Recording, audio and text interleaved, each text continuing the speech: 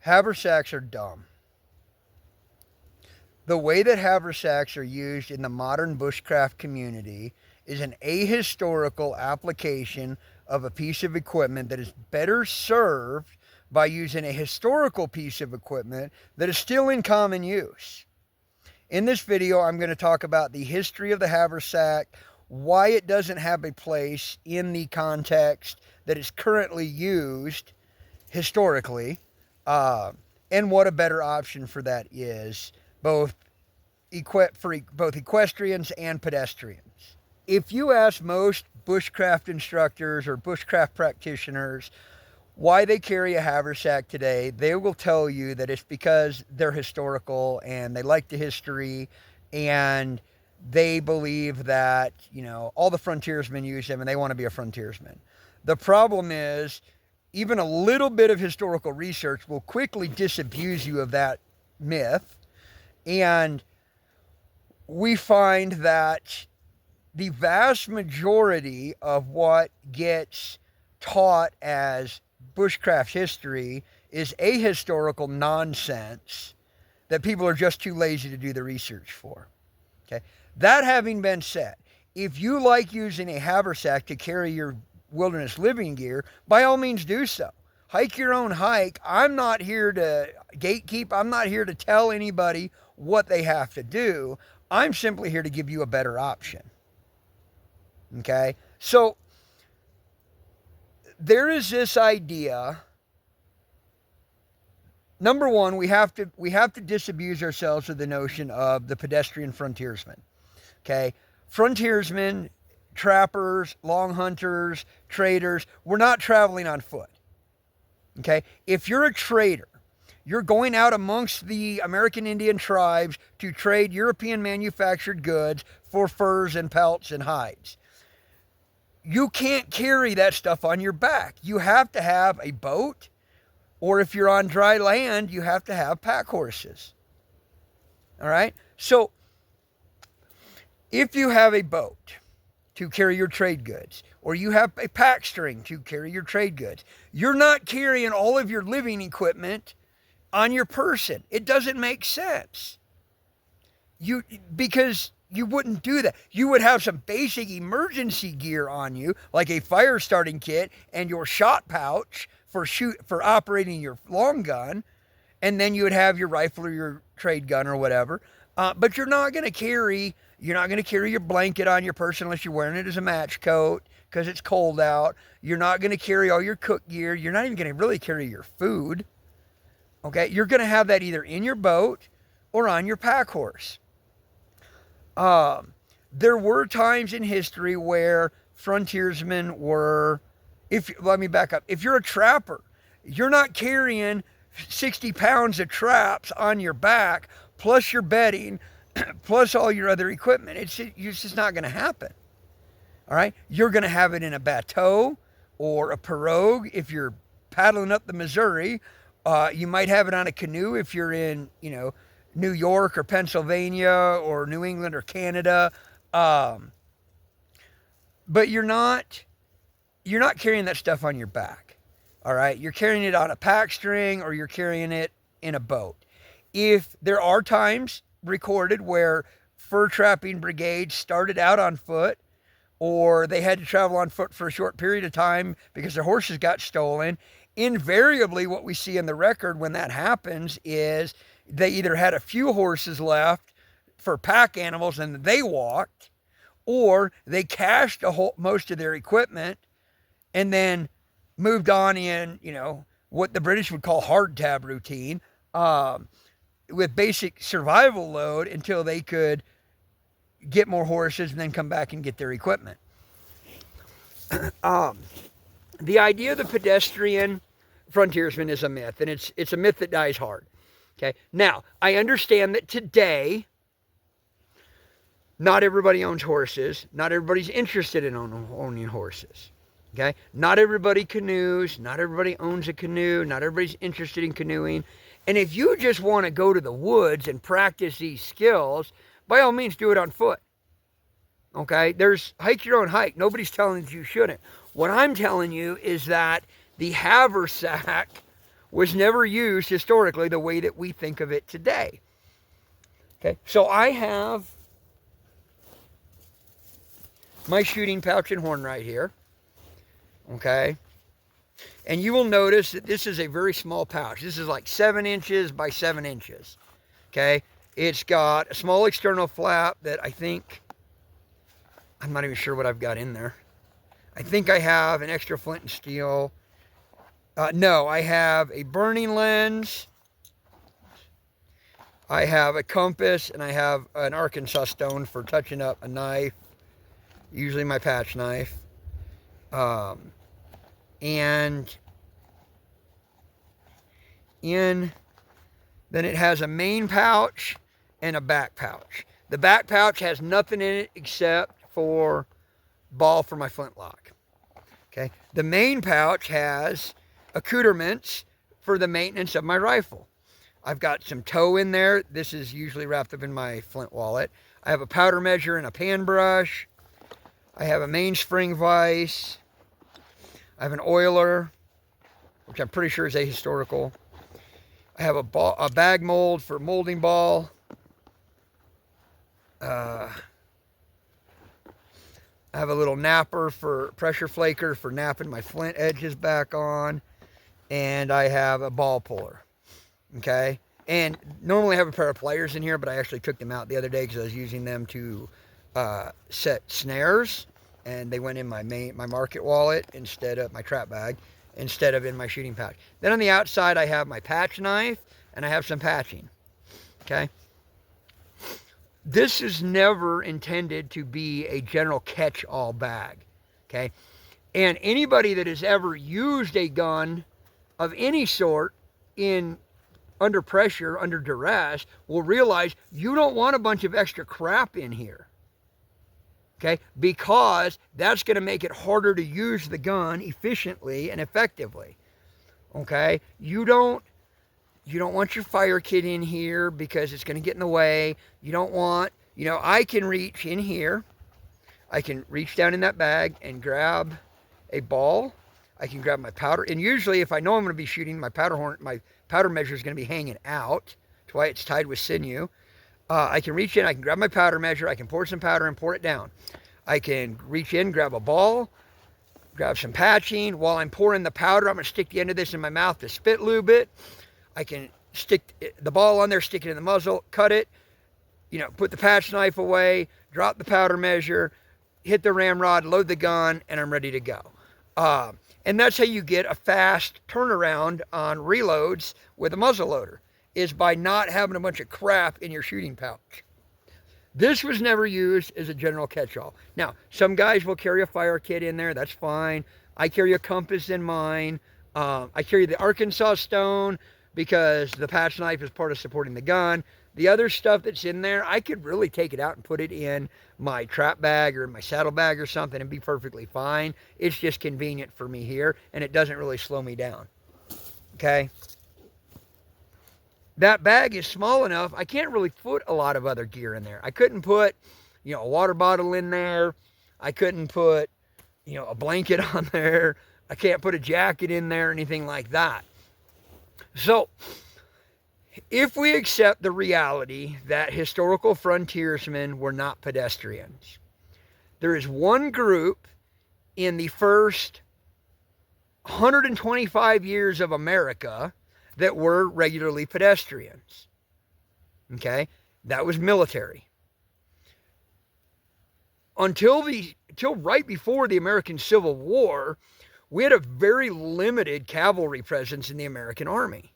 Okay? You had 2 regiments of dragoons from like the 1930s up until the beginning of the Civil War when they really started building a big army to fight the Confederacy.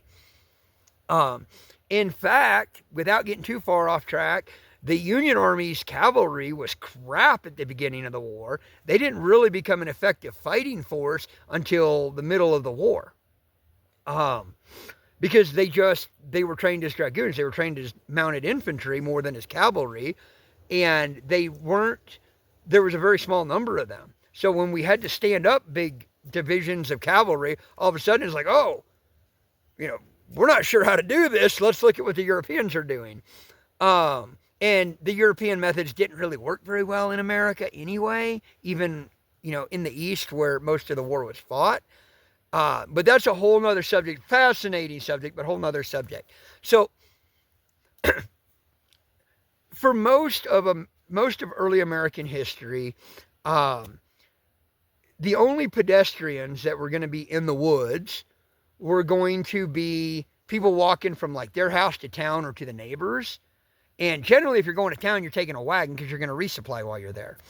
Most of the people that were going to be in the woods as a pedestrian were going to be the military, okay, the infantry.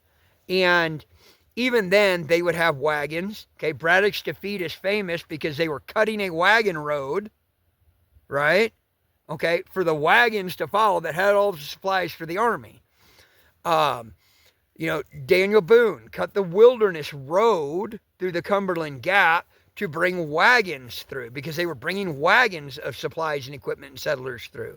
Even when they were just going over the gap into Kentucky and Tennessee to hunt, they were bringing pack horses. You can't carry all the hides that they were harvesting in a season back over the mountains on your back. They had pack horses.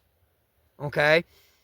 The only time you were going to catch those guys on foot in the wilderness was under duress. Simon Kenton famously got caught with his literally pants off, not even down, buck naked in camp with his partners when the Shawnee attacked and had to make a run. Buck naked, no gear, didn't even have time to grab his rifle, just ran, hit the tree line running buck naked. And he traveled for 2 or 3 days, up the Ohio until he managed to flag down a passing boat and get rescued. But that was survival, that was duress. Okay, and that was real survival. He didn't have a haversack of equipment. He didn't have nothing. Okay, and so the only people you have traveling regularly in the frontier, in the wilderness, is the army. And the army did carry haversacks. And if you were working as militia, if you were serving in the militia as part of the army, you were probably carrying a haversack. But in the military context, the haversack, all the way up until World War I, had a very specific, kind of right before World War I. By the Spanish-American War, we weren't really using the haversack. What the Army was calling a haversack was no longer a sling bag. It was a knapsack. But it was a knapsack that didn't have independent straps. It attached to your fighting harness, your load-bearing equipment, and so it's not really a haversack. But for most of American history, the haversack, in the military context, had one specific purpose. It was to carry your rations. You would get issued a day or 2 or 3 days worth of food to carry with you for you and your messmates, 6 or 7 guys who shared a pot. And each of them would have their daily ration or their couple days rations in case they were separated from the main supply line and had to subsist with what they could eat, what they had with them. The reason that the military carried a haversack for their food is because you would get issued, a lot of times you would get issued flour instead of bread, or you'd get baked bread, and you would get salt pork. Salt pork, even traditional salt pork, for those that don't know, is very greasy. And when it gets warm, it leaks grease everywhere. The last couple iterations of haversacks that the Army issued actually had a separate pocket on the outside for a metal tin that had a pressure fit lid that was called a meat tin to put your salt pork in so it didn't leak grease all over the rest of your food.